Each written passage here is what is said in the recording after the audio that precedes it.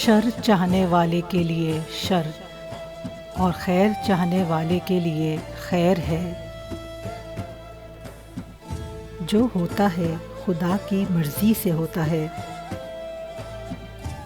ताख़ीर से किया गया अदल अदल नहीं होता।